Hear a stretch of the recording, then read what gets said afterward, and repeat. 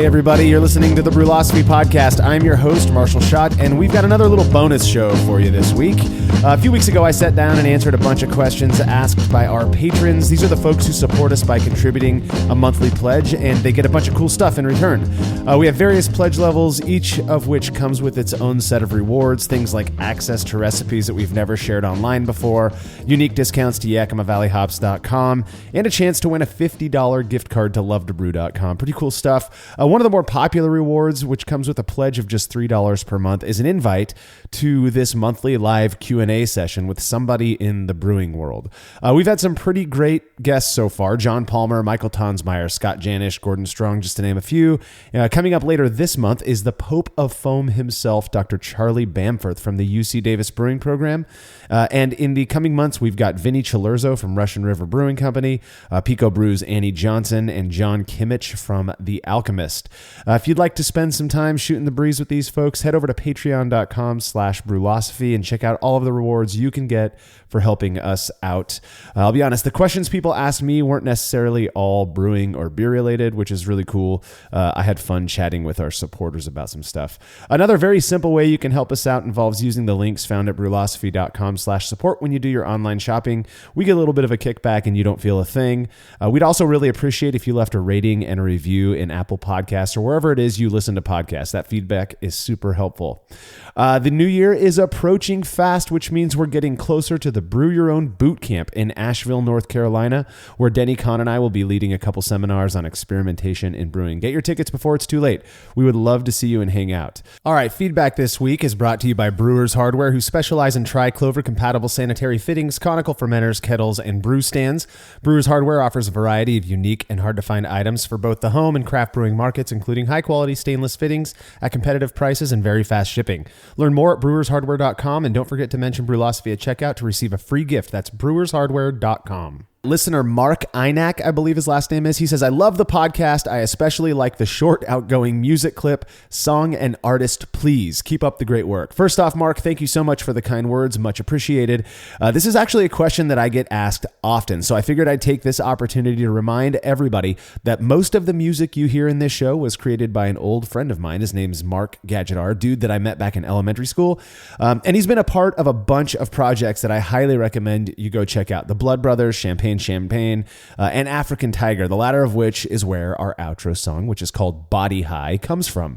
Mark was cool enough to let me give this song away to all of our listeners, so you can download the whole thing for free over at brulosophy.com/music. There's also a bunch of links to his other projects.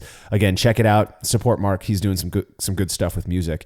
If you have show feedback, you can send it to feedback@brulosophy.com, or you can leave us a message by calling 951-444-0320. Well, it seems like you just can't go into a pub these days without seeing a bar packed full of hazy New England IPA. And while I may have my hangups on the style, I can appreciate that others enjoy it. Well, a homebrewer named David from Moore, Oklahoma sent me any IPA that he brewed and wanted reviewed by some astute palates. 1 minute beer review with Jersey and Tim. It's a juniper IPA. No, it's not. It's a New England IPA. I haven't even tasted it. Just drink it. Take a sip. Yeah. You don't like it? Well, that even reaffirms to me more that it's a New England IPA. Because you're a West Coast kind of guy. You like that daggone Lagunitas. As far as they go, it's doesn't have that lingering aftertaste, but I would not order this. I don't know. It might be New England. No, it's just an IPA. It's just an IPA. As far as they go, it's good. It's a good IPA. It's a nice IPA. It's growing. It's a standard IPA. I don't know. I like it. It has the bitter up front, but it doesn't like linger on and on and on. Whatever that means. I don't know what the fuck you're talking about, dude. Duh. Figure that one out. We like dark beers, clear beers, cloudy beers, beers from Mars. Figure that one out. It's a good IPA, dude. It's a delicious IPA. I like it. It's got a little bready taste. Bready? Yeah. You are a... This beer comes from David from Moore, Oklahoma. Ooh. So who knows how close Moore is to... I know exactly where Moore is, guy. This was a New England IPA. Good job, Jersey Bird. Brewed on May 6th of 2018. It has a equal amount of two-row and Maris Otter, some flaked barley, some white wheat, some flaked oats, some honey malt. He used Motueka. Vinny Special Comet Azaka at Flame Out. Sounds like a totally normally brewed New England IPA. Fermented it with Imperial's dry hop yeast, which is a very interesting yeast. And he double dry hopped it with a combo of experimental tangerine from Yakima Valley hops in the keg. So anyways, he said that he had some friends over that said it was not cloney enough. Cloney? I don't know what that means. I'm probably reading this wrong. It means one in the mash and two in the wort. And a little too bitter to be called in any IPA. So a little too bitter, which is interesting. So I thought, what about a Midwest IPA?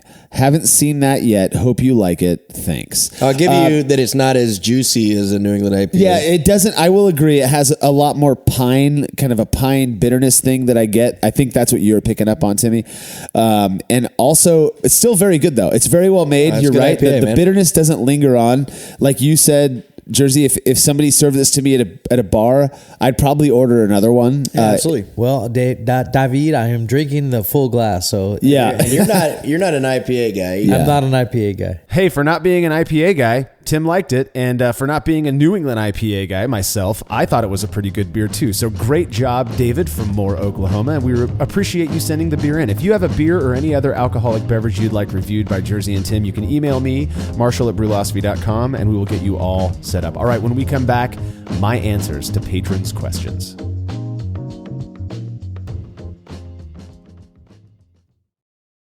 As every brewer knows, the best beer requires the best hops, which Yakima Valley Hops provides fresh from the source to brewers around the world, carrying everything from classics like Cascade to modern favorites like Galaxy and Mosaic, as well as other ingredients and gear. Yakima Valley Hops has it all. And don't forget to check out their new podcast, The Late Edition, where the YVH crew goes into depth on our favorite plant with industry experts. Head over to YakimaValleyHops.com now to see all they have to offer and subscribe to The Late Edition wherever it is you listen to podcasts.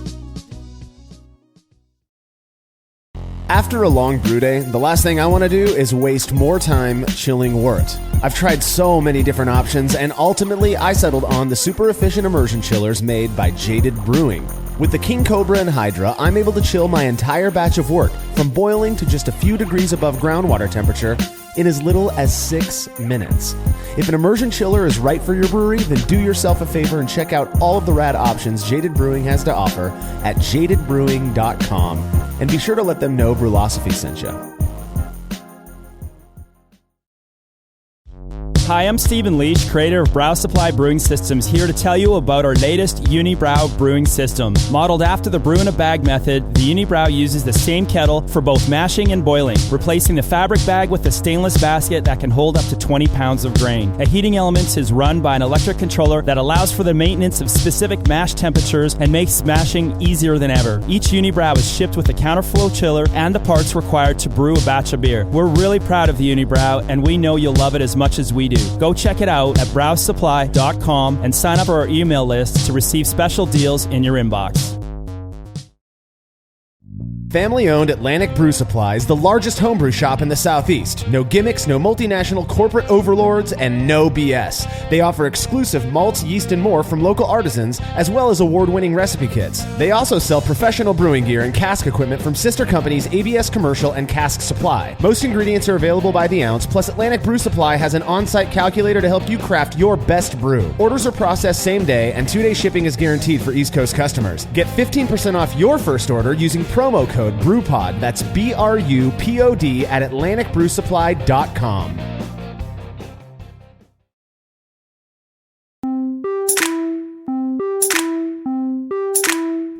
My name is Marshall Schott. The whole Brewlosophy thing got started back in February of 2004. Really, I think I started really focusing on the more experimental side of things towards May, but 2014, if I said 2004.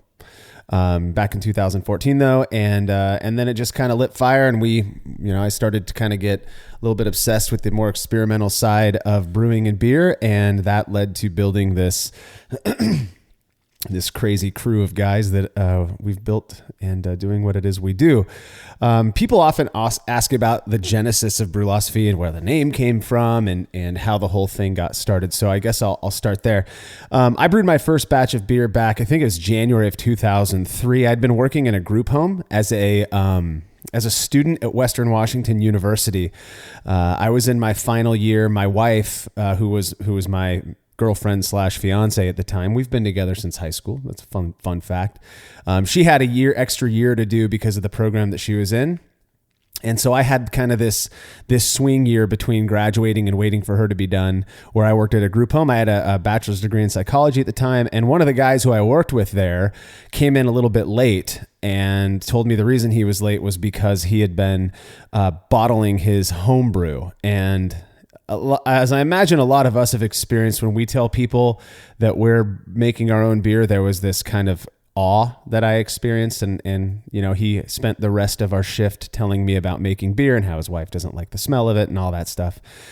And so I ran home and I picked up my roommate. His name's Nathan Allen. And we went down to North Corner Homebrew Supply, which is still in existence today, in Bellingham, Washington, and picked up their kind of like, middle of the road brewing kit with an extract ingredient kit for an Irish red ale. And we went back that night and we made, hey, Danny, and we made that beer, and it ended up turning out pretty good. We liked it, at least. And then, of course, we thought it would be really fun to experiment. So we made a couple of really shitty batches of beer.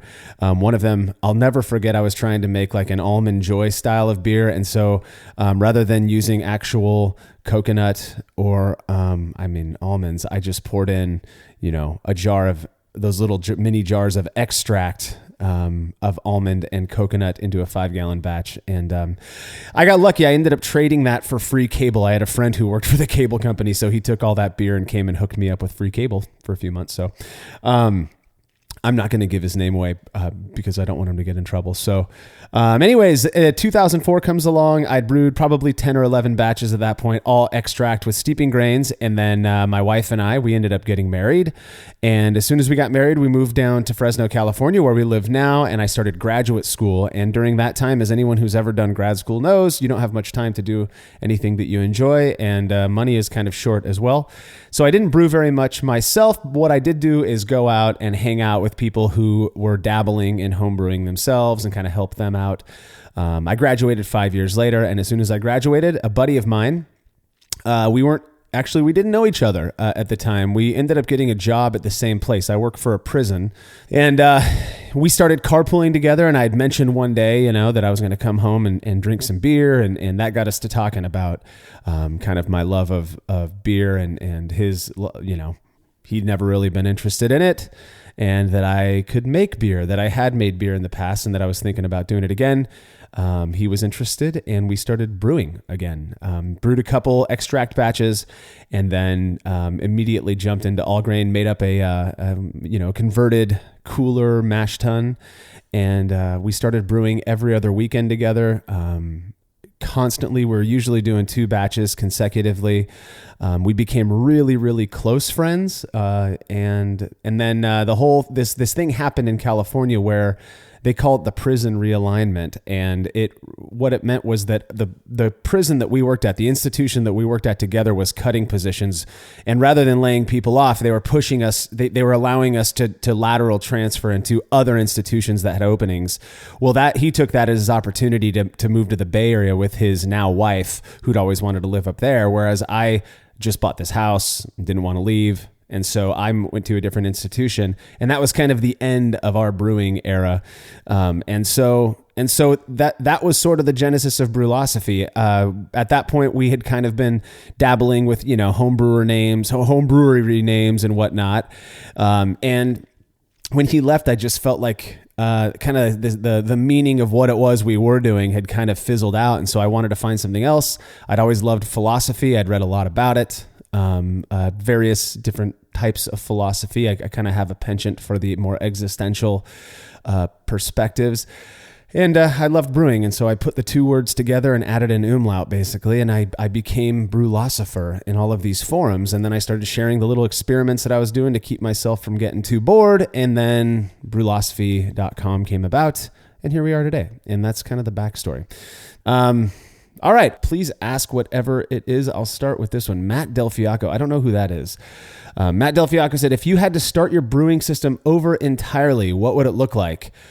Well, I think 3 or 4 years ago I would have said it would look like what I've got now, which is I've got natural gas plumbed right into my garage. I have a stand that's built into my wall that holds it all, and it works out really well. But lately, I've been very enticed by the whole electric brewing movement.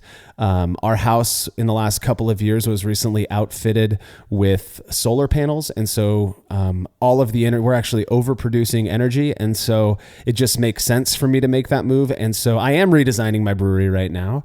And that's what it's going to be. I'm going to be moving to dual so that we can do the experiments, but dual electric brewing systems. And been talking to the folks from SS Brewtech and maybe give a good review to their new e-brewing systems. So I currently have 20-gallon kettles, and I realized that wasn't necessarily the greatest decision. I like how easy it is to move 10-gallon or 15-gallon kettles around, and they're less bulky and less they're just easier for me to use, and they work better for what it is that I'm brewing. So I'm going to go back to smaller kettles and I think I'm really excited to see what the whole electric brewing movement is about. I just got to get all that stuff plumbed in, which is going to happen in the next couple of months. So.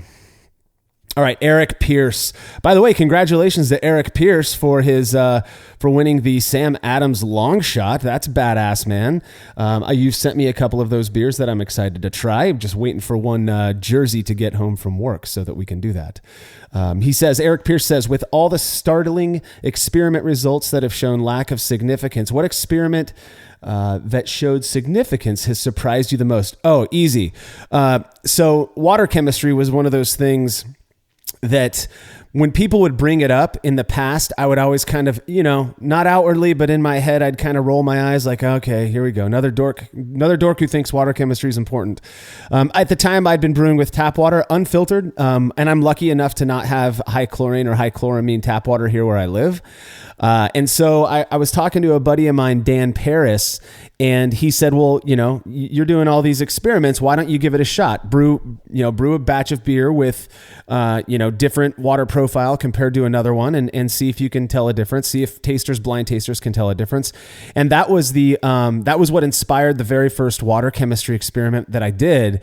And I was shocked not only when I could very easily tell the beers apart. They were absolutely different. But that the blind tasters that I served it to were reliably able to distinguish the odd beer out in the triangle test. So since that experiment, we've done, I think, 7 or 8 more experiments that were specifically focused on water chemistry. Some of them, another one that really surprised me was post-fermentation adjustments. And, where I added either a little bit of gypsum or a little bit of calcium chloride directly to the keg before filling them with beer. And sure enough, they were noticeably different. People could tell them apart. So water chemistry, Eric, is my answer. I think, in this day and age where we're really aiming to try to produce the best beer, that's something that we ought to pay attention to. At least I do. Danny Conan asks, where did your love for karaoke come from? Oh man. It's not, I wouldn't, my love of karaoke is really just kind of an arm of my love of music, I think. I've got funny memories of being a kid.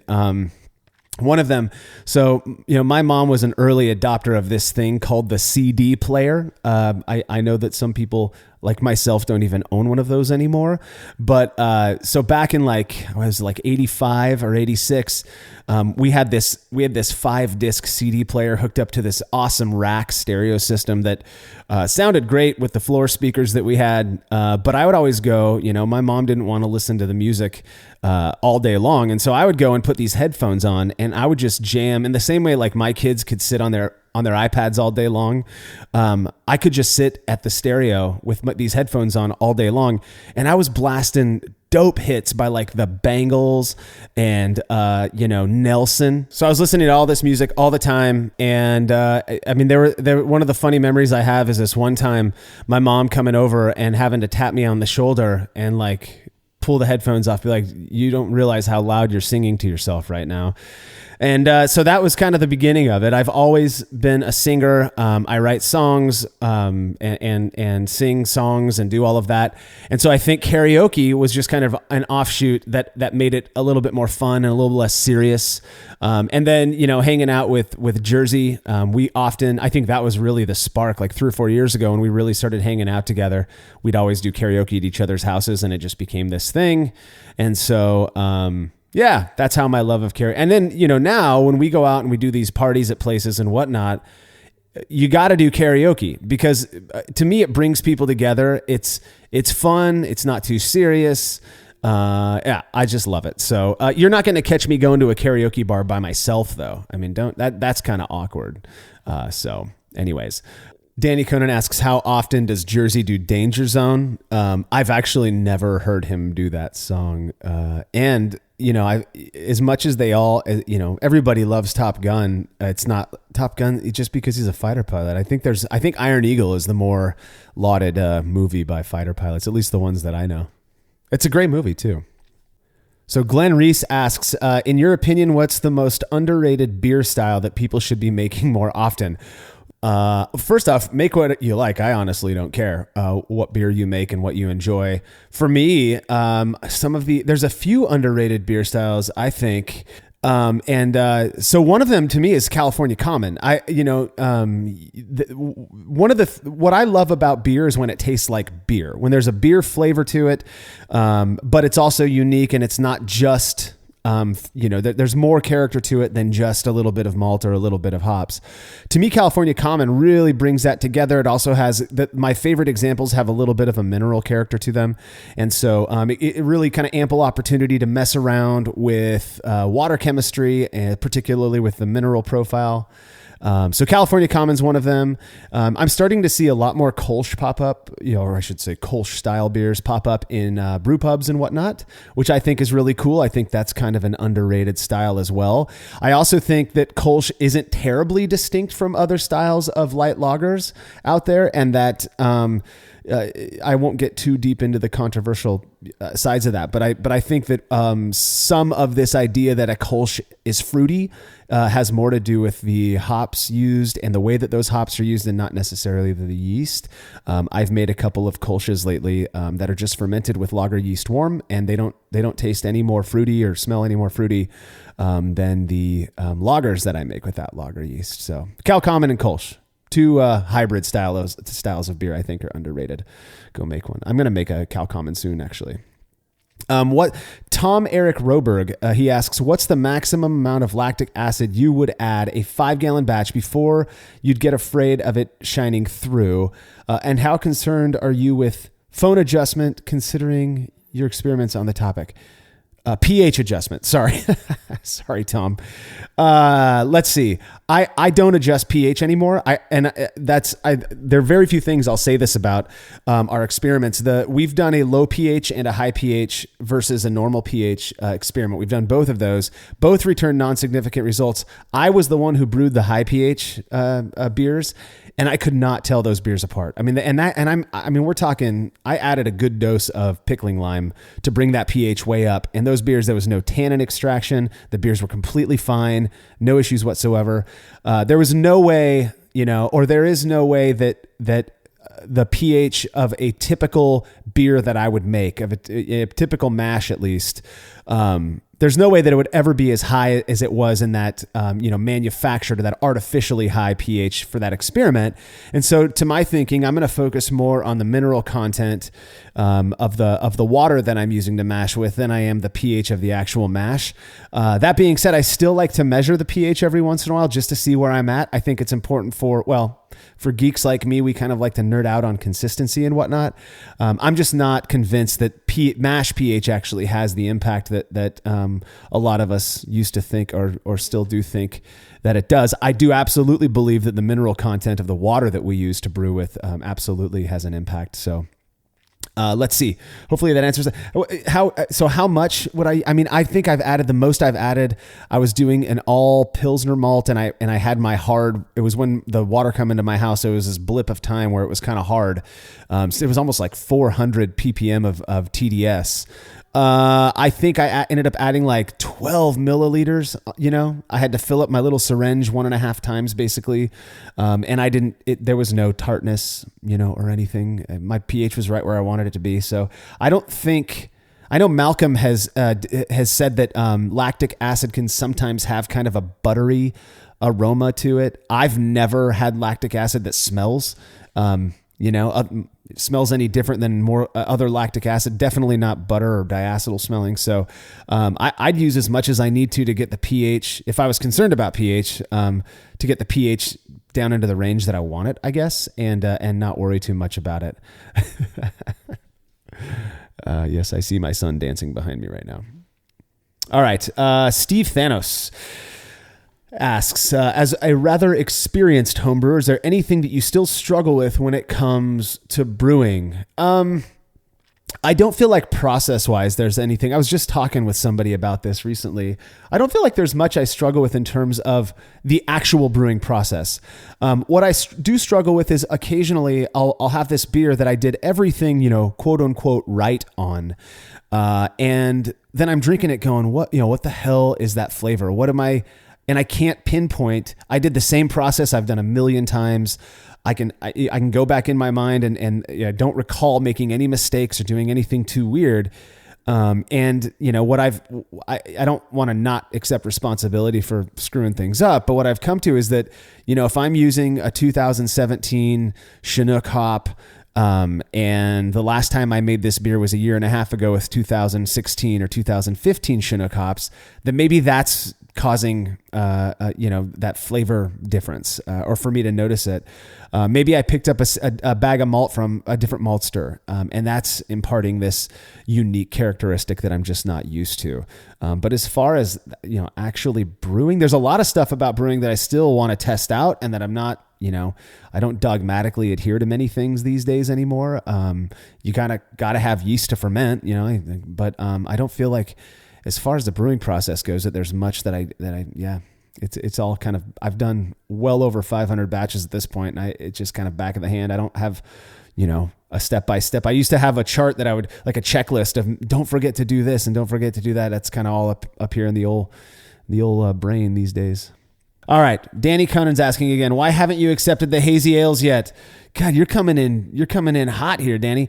Overall, what's your favorite style of beer to drink commercially and to homebrew? Okay, it's not that I haven't accepted them. I don't care about them. I don't care nearly enough to embrace them because I don't like them that much. To me, they just don't.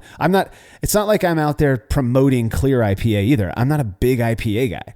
I like them. If I'm going to order an IPA, I want it to be as clear as possible. I tend to enjoy those more. I don't really like that whole like fluffy mouthfeel thing that people talk about. I kind of like the crisp, bitter, sharp, fruity, piney IPA. That's just my thing. Can you make any IPA that's clear, and would I like it more? Maybe. I am biased towards clarity. I get that, but so just to get that out of the way, hands down, my absolute favorite style of beer. It's a tie between German Pilsner and Bohemian Pilsner. I think brewing, no style of beer, in my opinion, have I ever experienced being any more difficult or easy to brew than another. Particularly now that I ferment most of my lagers warm. I'll give you my address if you want to come strangle me for saying that. And so every beer that I make, I don't get this idea that any type of beer is more difficult to brew than another. Sour beers, if you're going to do a traditional sour and let them age forever, I guess that's more difficult, but and so those two, German Pilsner, Bohemian Pilsner, I brew most of. A large percentage of the beers that I brew today, the styles are most determined by the variable of the experiment that we're doing. So, and I do try to have some variety. I haven't brewed an English beer in a long time, probably over a year. So I'll probably get back to doing some ESB or milds at some point. But I love me some Pilsner. I can drink them all day long. So Steve Clark says, hello from Montana. Have you dry hopped with distilled hop oils or looked into the process? Could be a good experiment to conventionally dry hop and also liquid dry hop to see difference and preference.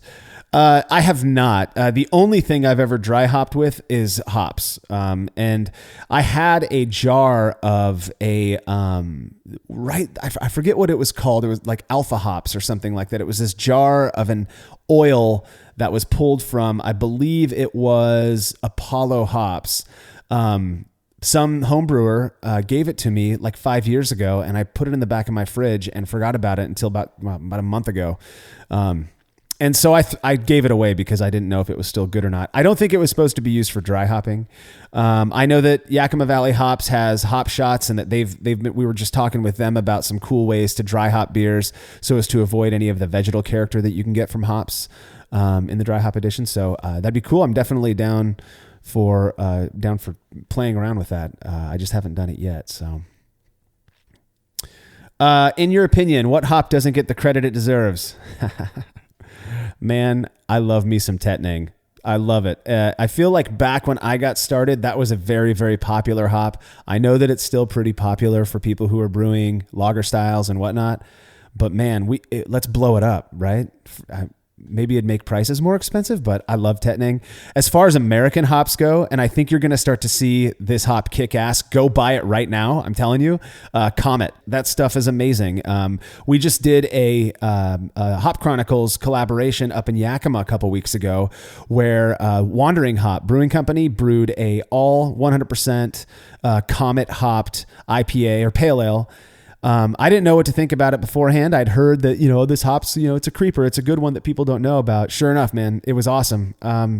Tropical fruit, perfect amount of bitterness that lingered on the palate just long enough to not be annoying. Good stuff. I would highly recommend going out and picking up a pound or two of, especially, I think they just dropped 2018 hop pellets for Comet. And I got to rub some of those. Malcolm and Brian got to rub those and smell them with us as well. Good stuff, man.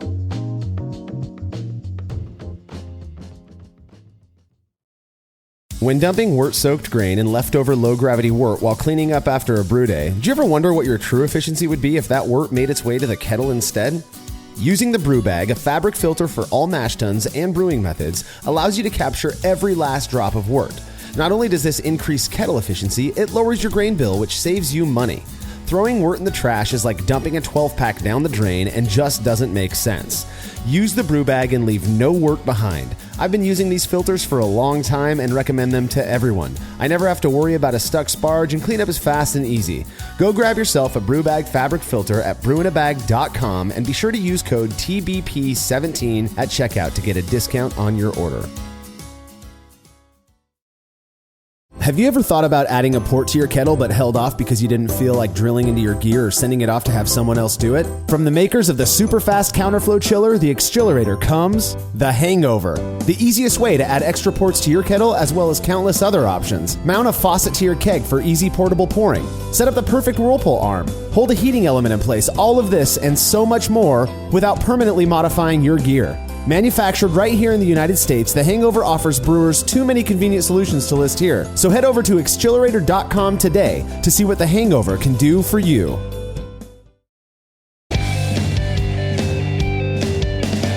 Compact and simple to use with a small footprint for brewing indoors, the Grainfather makes it easy for you to brew professional quality beers at home. The Grainfather is an all-in-one brewing system that lets you brew all grain beer in a single compact stainless steel unit.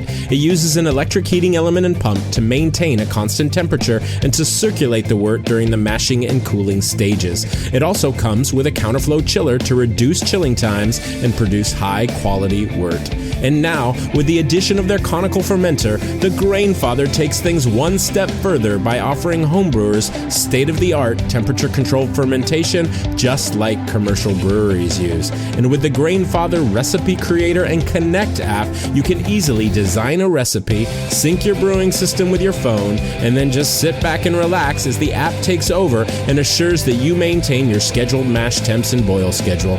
Head to Grainfather.com to purchase your all-in-one brewing system today and to sign up for their free recipe creator tool. Once more, head on over to Grainfather.com, that's Grainfather.com, and get started today.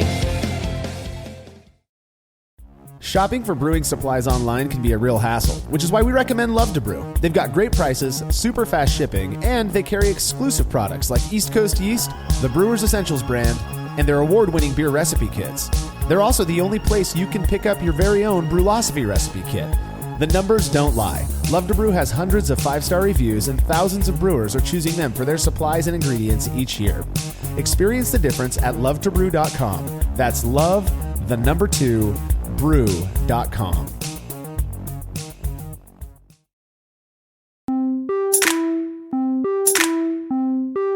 Okay, Eric Pierce asks again, what was your biggest, most amusing brewing fail?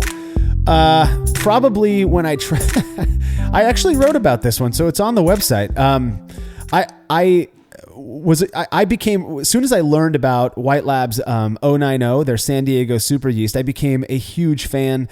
In my experience, it always fermented out really quickly, and then it would drop out clearly, and that would happen quick as well. It was just a great yeast for American ales, and I got the itch. They refused to say, and I think to this day, no one knows exactly where that strain came from, what brewery was using it, but I got some word that it could have been Port Brewing out of San Diego. And so, I know that they bottle condition. And if you look at the bottom, I think even to this day, if you look at the bottom of like Port Mondo, you'll see a nice little layer of yeast. And so I propagated that yeast up in a couple of multi-step starters, and I got a nice good chunk of yeast in this starter, and I fermented the beer that I first ever brewed or wherever used 090 in, which was Tiny Bottom Pale Ale. I brewed that beer. I know what it's supposed to taste like. I had brewed it many times, and I fermented it out, and it tasted like burnt duck farts. It was absolutely terrible. So probably my biggest brewing fail. I think that was the first time I actually dumped a batch from the carboy. I didn't even give it didn't even package it to see what it would taste like carbonated. So Eric, you also asked, was the high pH beer just as easy to clarify with gelatin? I would have to look back at my notes. I don't remember. I don't think I had any issues with clarification though. All right, Peter McMendez, do you ever fine your ciders with gelatin? Oh, good question. You saw a noticeable haze with your mango version. Do you think that would have helped? I'm going to try it on a batch I'm fermenting currently, unless told otherwise. Peter, I actually have, yes. The reason I sort of stopped is because I found that when I was using the mixed berries, which I do most of the time, in fact, I'm probably going to brew a batch of cider this afternoon when we're done with this. The mixed berries, for some reason, always result in a super clear, like crystal clear cider. It looks like melted icy. And so I stopped fining with gelatin. And so with the mango one, I'm not quite sure what the issue was with the haze on that, but I've heard with people who use mango in beers and as well as mead that they have difficult time clearing those beverages up as well. So something about the mango, I'm not a fruit expert, but I would definitely try it next time to see if it maybe pulled out some of that haze. I mean, it was milky. It looked like a New England IPA. So, but I definitely have fined ciders in the past with cider or with gelatin. I do think it helps. But I can't, I'm not totally certain it would have helped with the mango one. If you make that though, let me know what you think, man. I was shocked. Tim, you guys all know Tim. He his first time tasting it, he said it tasted exactly like a standard like champagne and OJ mimosa, and so we were calling it, hey, pour me another glass of mimosa, and which I thought was fantastic. You got this mango and apple blend to kind of create this interesting grape and orange flavor. Yeah, Malcolm, I love you so much, brother. Hope you're doing well, bud. Okay. Peter McMendez also asks, do you think or have shown any difference in hop aroma dispersion between pouring the hops right in versus a screen chamber? You're talking about dry hopping, I imagine, Peter, and we've done a filtered versus unfiltered dry hop experiment, and that one did not produce a noticeable difference. So I just based on the evidence, I would say no, I haven't noticed the difference. We've also done a filtered versus unfiltered hops in the kettle, and people were able to reliably distinguish those beers. And based on those results, I guess, I don't filter hops in the kettle regardless of how much I'm using. And I do filter them, during the dry hop. The main reason I filter them in the dry hop though has nothing to do with hop character. It has everything to do with the fact that I use, stainless steel brew buckets from SS Brewtech. And I also use, from time to time, I'll use those, like a 7.5 gallon Spidell, plastic fermenter. And both of those have a port on the bottom that is really low. And if I'm doing a big dry hop charge, which if I'm dry hopping, that's usually the case, it'll clog that. And that's a pain in the ass. And so I found that if I just use one of those mesh sleeves, it completely, eliminates that as a problem. So, all right. Tom Eric Roberg asks, over here in Scandinavia, it can be hard getting fresh pellet hops. So what age is considered okay for your hops when buying hops? What do you consider fresh? And do you really care or notice a difference? I'm considering buying 2018 crop direct from YCH.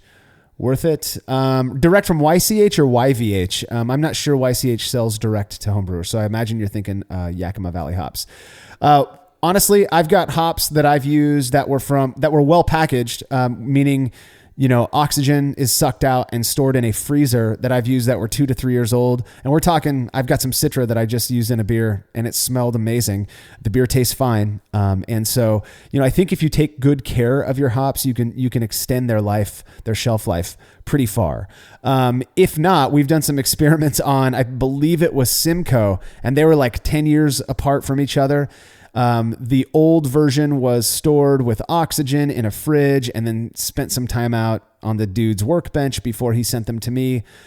Terrible. Absolutely horrendous. So, what my understanding based on conversations that I've had with people in the hop industry is that, oxygen and heat, what that's going to do is degrade the alpha acids, whereas beta acids just don't degrade as fast as alpha acids. And so those beta acids end up becoming the majority bittering component in the beer that you're making.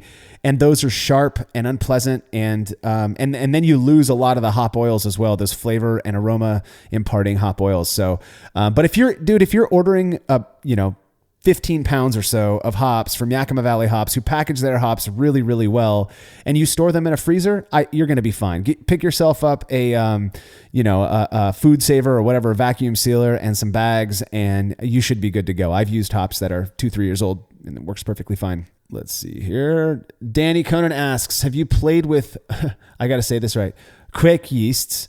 And if not, do you have any plans for experiments with them? In fact, I have not played with it, but with Imperial Yeast just came out with their Loki, and we're going to be getting some in the hands of Matt Del Fiacco very soon. He will be doing a couple experiments with Quake yeasts. Screw you, Malcolm. I see what you said there. Let's take bets on whether he pronounces Quake correctly. All right. Yeah, Malcolm, I'm not sure you pronounce it correctly either, so... So Tom, you said that you're trying to think of an English word that resembles it. I don't know if it was you who emailed me or if it was somebody else, but I heard it's like quake, like earthquake, except with a little bit of a v on the U part. So quake. Give me a thumbs up if I'm doing that properly. Steve Clark says, nice t-shirt. Thanks, man. I'm wearing my Imperial Yeast t-shirt. I love it too, mostly because it's comfortable, but I also think their yeast is dope.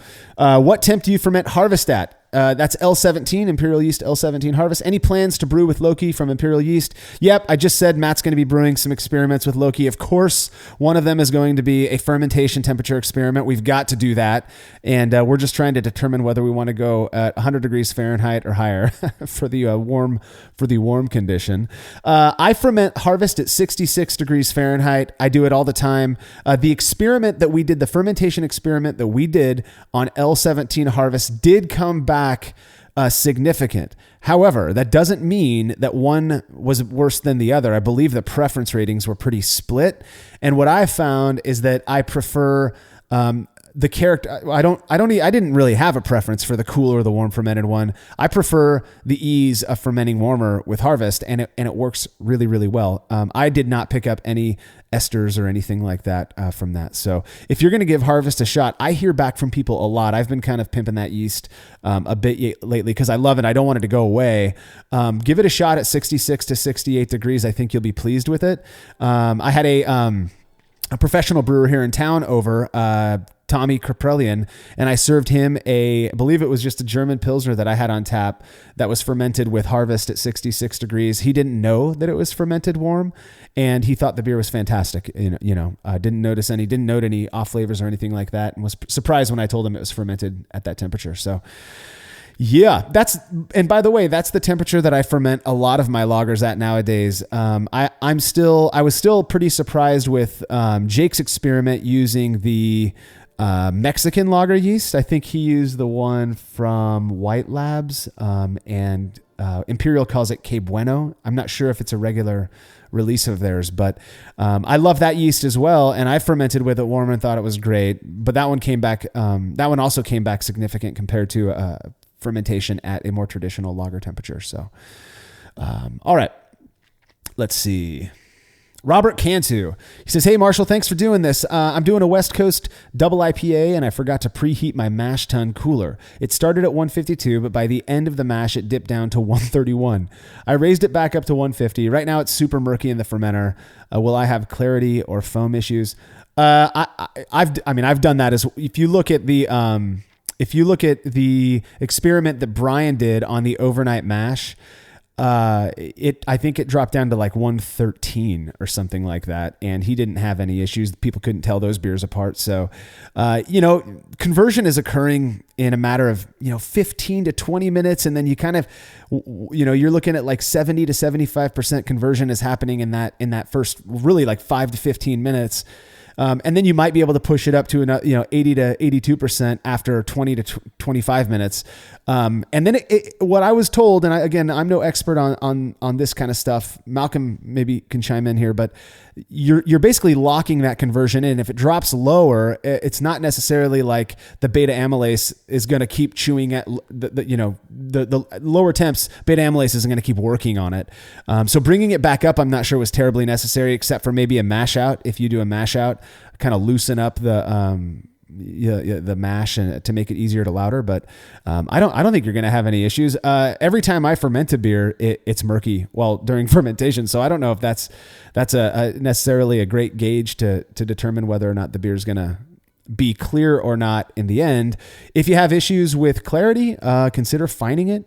I've the old experiment, the gelatin effect. We just shared that on Facebook again today, and people are still up in arms about this idea that it doesn't pull out hop character.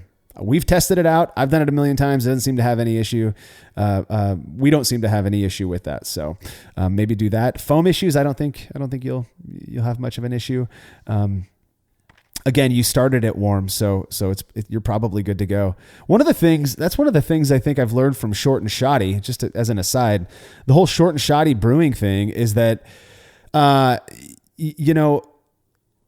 if you're doing brew in a bag and your temperatures are going to drop super fast, just adjust your efficiency to be 5 points lower and cut your mash off, half an hour early.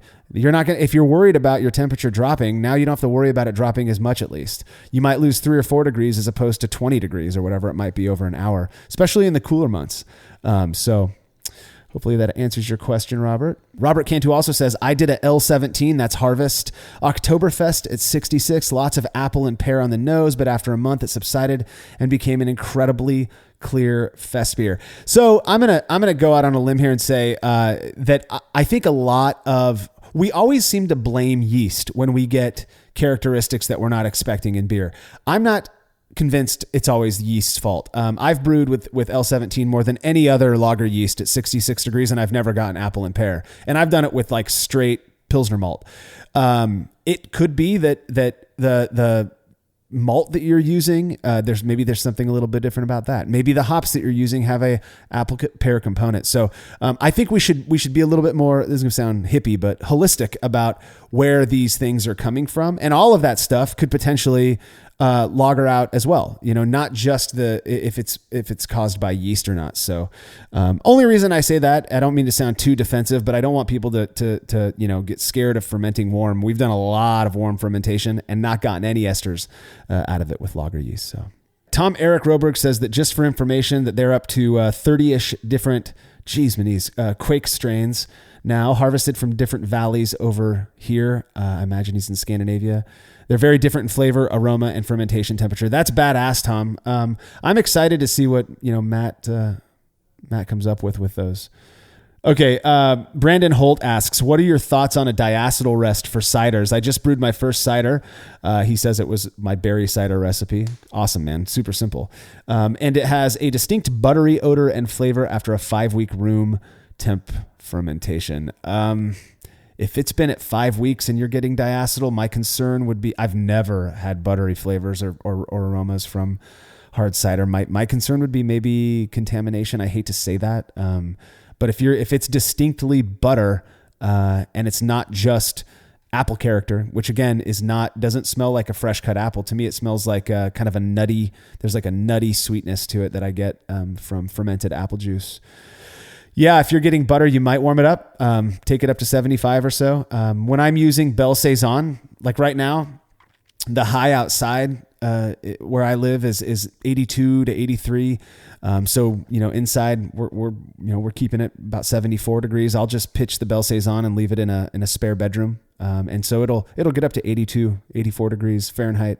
And I've never had an issue with that. Now with US-05, the one cider that I tried making with US-05, it tasted terrible fermented at 70 degrees. So your mileage may vary, of course. All right, Oscar. Oh boy, Juaragui. Sorry, man. How true is it that if your beer has diacetyl, just take it outside where temperature is higher than 75 F. It'll make the yeast clear it. Well, so again, this is something that Malcolm could speak to way more clearly than I can. But in essence, what you're trying to do is get the yeast to remetabolize that byproduct. And yeast, like all living organisms, tend to work faster and do their thing better in warmer environments. And so, a diacetyl rest will absolutely help to clear that diacetyl faster than if you were to keep the whatever beer you're fermenting, beer, cider, whatever it is, faster than if you are keeping it cool. And that's just the way that biology works. So if you have diacetyl and you're absolutely certain that there's diacetyl there, raising the temperature is going to drive that off faster. You talk to traditional lager brewers who absolutely, some of them who are absolutely against ever raising the temperature of the fermenting beer. And they'll tell you that's kind of the purpose of lagering, is to allow the yeast to continue metabolizing these byproducts that are produced during the fermentation process. So that's my thoughts on that. For the large majority of things that I brew these days, unless the experiment that I'm doing calls for it, I ferment everything at about 66 degrees Fahrenheit, which is 19 degrees Celsius. And then towards the end, just to make things go faster, I bump that temperature up to 72 degrees Fahrenheit. And, I brewed a beer last weekend that I'm going to be kegging here on Monday. So, Robert Cantu asks if my ciders even last that long. Are you asking if they last 5 weeks? No. I turn my when I'm using yeast nutrient in ciders, which is a brand new thing for me. That was recommended by Jake Houlihan. He told me that he noticed that I wasn't getting fermentation activity. We chat all the time for like 3 or 4 days after pitching a pack of yeast, but he was getting it much quicker. And the one main thing he did differently was he used cider yeast yeast nutrient. So I started doing that, and sure enough, I'm noticing quicker starts to fermentation and quicker finishes. So I'll turn a batch of cider around now, even when I'm adding fruit and whatnot. I'll turn it around in 2.5, 3 weeks, and it's ready to drink. And the keg's gone in way less time, maybe a week. We just crush that stuff around here. All right, Steve Thanos asks, do you think the enzymes that are used for brut IPAs could also be used for saisons to dry them out?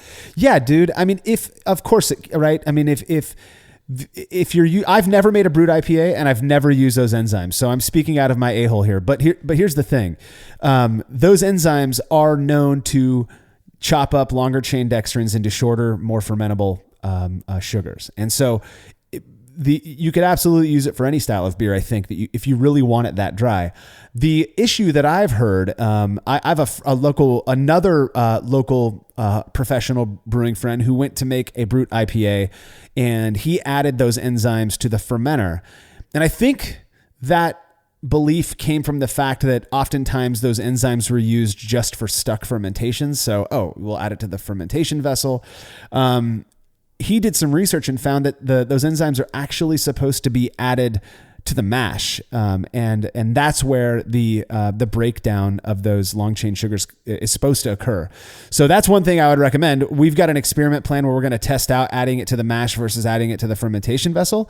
But yeah, man, I mean, I would think that no matter what style you're using, if you use these enzymes, you're actually going to break down more of those long chain sugars. Now, I did just engage in a conversation with a listener of the podcast recently who was saying, if you use proper technique, there, even for Brut IPA, there should be no reason to have to rely on, I think this is a strong opinion, but no reason to have to rely on, an adjunct enzyme to drive attenuation.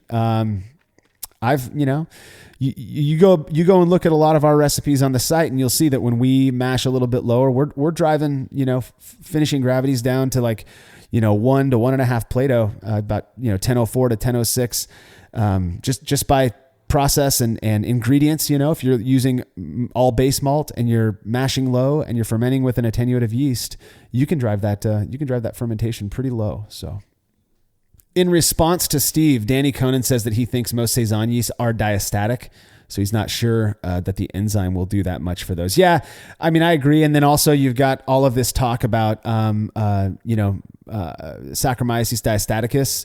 I believe that's what it's called. That is a part of some of these Saison strains as well, and that's going to encourage that attenuation as well. So, a few things to consider. Pat Souza says he lost the signal for this here live cast while driving over Donner Pass. At least you didn't get eaten alive, my friend. I will not be starting over, though. I apologize. Okay. All right. So Danny asks, we did an experiment at the shop. I don't manage a shop. I might be confusing this up, but adding it to the fermenter was more effective than adding the enzymes directly to the mash. There you go. That's really interesting. I actually, my buddy who informed me of that, I don't think he's made another Brut IPA in the mash yet, or he hasn't told me about it. So yeah, I just don't know. We've got plans to experiment with that stuff. So, and we're talking about Brut IPA, of course. So Eric Pierce asked me if I have a favorite Fortnite dance. I will demonstrate it for you, but I forget. My son knows them all. In fact, I'm kind of obsessed with Fortnite. In fact, I'm going to get off of this and go play it for a little bit with my son and my brother who lives in Buffalo, New York. But there's a dance. I wish I remember what it's called, but it looks basically like you're like washing windows, Dude, Fortnite's awesome. If anybody out there is playing Fortnite, feel free to add me, Brulosifer, and we'll play together. It's a ton of fun. We squad up daily. Tom Eric Roberg asks, will you continue your Hop Chronicles? Hell yeah, man. We've got, right now the plan is to keep doing one article for the Hop Chronicles every month. It's usually the first Thursday of every month. We're trying to keep things to keep things as organized as possible, so that people can kind of predict when things are coming. We've considered maybe doing that twice a month.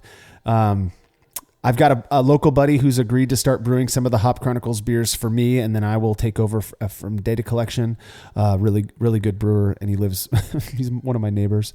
So yeah, we'll keep doing that. We've got, I think our plan is to not only keep testing out new varieties, new hop varieties and whatnot, and some lesser known varieties, but also to keep going back and doing, different hop years or different years of hops that we've tested in the past. So, 2018 Cascade, we've already done the New Jersey Cascade. We did some California grown Chinook.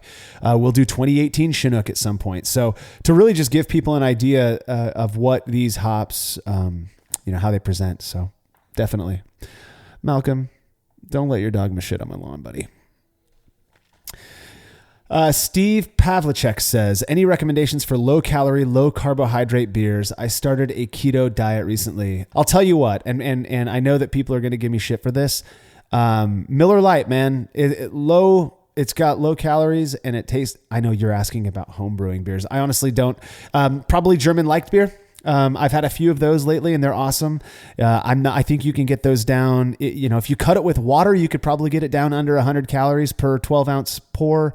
But and the same goes for an American light lager. If you wanted to brew one of those, to me, if I'm looking for something that's just easy drinking to throw back a few cans with my buds or whatever, and not overdo the calories, I'm probably going to grab a commercial, fizzy yellow lager. That's just my style. Let's see. What's your favorite cocktail? Ooh, Danny, good question. If I had to pick my favorite cocktail, what I've been drinking the most lately is vodka tonics with a bunch of lime. I like two wedges of lime in there with that. I also absolutely love Moscow Mules. The thing is, I'm not a big fan of sugary soda, and I've found that the ginger ales that I think go the best, like Cock and Bull, go the best with the vodka, are the ones that are also the sweetest, and so I can only handle so much of it. But those are probably my two favorites. So just a regular vodka tonic, and then a Moscow Mule. But I'll drink Bloody Marys, man. I'm just not a big fan of gin. Not a real big fan of gin. All right, let's see. Peter McMendez says, thanks, Marshall. We'll be in Asheville at your class. Looking forward to it, man. So am I. I'm oddly anxious about it because it's like a full day. It's a full day thing. It's not just a 1 hour seminar. So I'm not, Denny and I, we've still got some planning to do on what we want the talk to be about. I'm going to be looking for folks who live in Asheville or around Asheville who might be willing to brew for us so that we can actually get some data collection done there. I think that's the part a lot of people are most interested in, is how that works. And then, take a little break and then come back and present the data right there, present the findings, I think would be a lot of fun. So looking forward to seeing you there, Peter. Eric says to check out Santium if you like Tettnanger. I will do that. I've never brewed with Santium before. I've heard that. You're not the first person I've heard that from. In fact, just recently, I forget where I was. Somebody was talking about how wonderful Santium is. So I think it was local. I'll definitely give it a shot. In fact, I might do that in a upcoming Hop Chronicles batch. So Robert Cantu says, I'm very interested in hops that were used in the boil days, used now for Whirlpool dry hops. If I'm reading that correctly, you're talking about hops that once were viewed as primarily for bittering, but now maybe they're used also for their aromatic components and what they can do there. Yeah, I think it's cool too. One of those that comes to mind for me is CTZ. Back in the day, that was a bittering hop that now people know can produce some fantastic aromas and flavors, fruity and piney and good stuff. So I agree with you. So Oscar Wergui says that regarding dry hops, I used stainless steel canister and never get the correct aroma that I get when I throw the hops directly to the fermenter. Is there anything that you recommend to dry hop without making the mess? I don't. Those stainless steel things to me are the easiest way to dry hop, and I've not experienced that, so I honestly don't know. I don't know. I don't really have a recommendation for you. I've used like little brew bags. You can buy a pack. I think for like $13, you can get a pack of 5 of these bags from thebrewbag.com that are fantastic. You can use them in the boil. You can use them for dry hopping. So maybe give that a shot. Oh, I see what you're saying, Oscar. That the mess you're talking about is hops clogging your valve. Yeah. The brew bag, honestly, if anything that can get sucked in there, and that was my experience with brew bags, unless you figure out a way to kind of attach it to the side of the fermenter, that it's possible that it's going to get sucked into your valve as well. So if you have a stainless arm, like a racking arm inside your fermenter, you can kind of get around the clog issue with that. But otherwise, I've found that those stainless mesh sleeves seem to work the best. Cheers, Eric. Vodka tonics are dope, man. I love those. Probably have a couple tonight. Okay, Scott Mendez, he says he almost forgot about this thing. He says, when cold crashing, is there any harm in just putting a sanitized piece of aluminum foil under the cap of my 3-piece airlock and setting the controller to 35 degrees? Have yet to try the balloon trick. Hold on. So putting a sanitized piece of aluminum foil under the cap of my 3-piece airlock. So the problem with that is, depending on what your fermentation vessel is, you're still creating a vacuum. And so if you're using like PET, ostensibly what that's going to do is it's going to cave your fermentation vessel in. If you're using glass, to me, that's kind of scary because who knows what's going to happen. I imagine the stainless things, you're probably okay. But as soon as you remove that airlock, you're going to suck in a jet of oxygen. So is it okay? Probably. I wouldn't recommend doing it with glass or anything that can kill you, but I don't know if it's gonna eliminate what the whole balloon lock thing is intended to eliminate, which is exposure to oxygen, the beer being exposed to oxygen. Tom Eric Roberg, best lager yeast, and is Imperial as good as the hype? Tough to get a hold of here. So first off, that hype, I'll take some responsibility for. I know we've been talking about it a ton. I do think it's good, as good as the hype. I think it's probably better than what we're actually saying. And I mean, the evidence of that is the fact that even us crew in our private conversations constantly talk about how wonderful this stuff is. I pitched a pack that was packaged in May. I pitched it last weekend and I was getting activity the following day. I mean, it's just without a starter, no vitality, no viability starter. It's just awesome stuff, and I'm not going to say that they told me this, but I've heard, through the grapevine that, even though they're advertising 200 billion cells per pouch, that it's probably a little bit more than that. Whereas, some labs advertise 100 billion cells and it's a little bit less than that. So, it's awesome stuff. So my favorite lager yeast, the best lager yeast, L17 Harvest, number one, hands down favorite. I love Urkel as well. That's their Pilsner Urkel strain. After that, I'd probably go with Que Bueno, which again, I'm not sure you can get. And then L13, which is global. That's the Weihenstephan strain. I really like that yeast. I've just found that it's sort of like the Chico yeast of lager beers. It's a little too simple sometimes, but it's a fantastic strain. So you can definitely get away with that. So, all right, Tom Eric Roberg, one more question. How do you use cryo hops? All in the dry hop or split between Whirlpool and dry hop? I've never used cryo hops myself. I don't personally have any interest in them, only because I like what I'm getting out of pellet hops and they're a lot cheaper, pound for pound. So if you ask Brian, he's used, you can shoot him an email, brian@brulosophy.com. He's used cryo hops before. I think some of the other guys may have as well. Let's see. Oscar says, is there any possible issue mixing liquid and dry yeast of the same strain?